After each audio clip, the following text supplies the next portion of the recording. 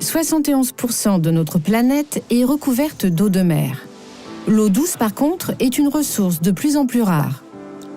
Cela est dû en partie au fait que la population augmente sans cesse, et ses besoins nutritionnels aussi.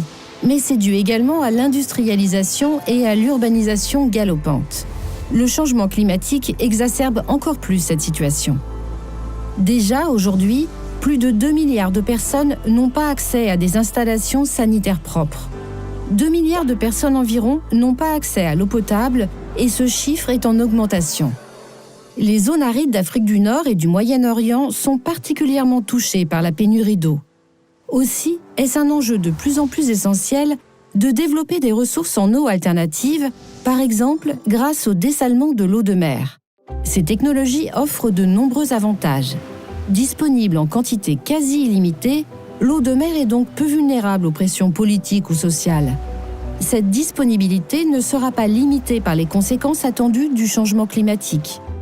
Dans les régions où l'approvisionnement en eau potable à partir de masses d'eau partagées est source de conflits, la production d'eau potable supplémentaire peut réduire les tensions. Cependant, la construction d'usines de dessalement nécessite un transfert de connaissances régionales et internationales ainsi qu'un travail en réseau avec des experts locaux. En outre, les coûts énergétiques élevés, de même que les impacts environnementaux, doivent être réduits. L'énergie nécessaire doit donc être produite à partir de sources renouvelables, telles que l'énergie solaire et éolienne. Il faut également trouver une solution respectueuse de l'environnement pour la saumure rejetée lors du traitement. Malgré ces défis, le dessalement de l'eau de mer offre la possibilité d'approvisionner les régions arides en eau potable de manière autosuffisante et permet de jeter des ponts entre les nations.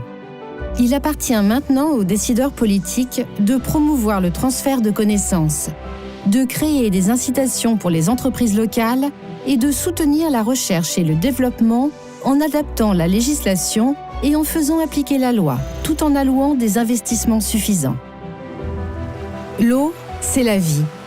Protégeons-la et utilisons-la avec précaution.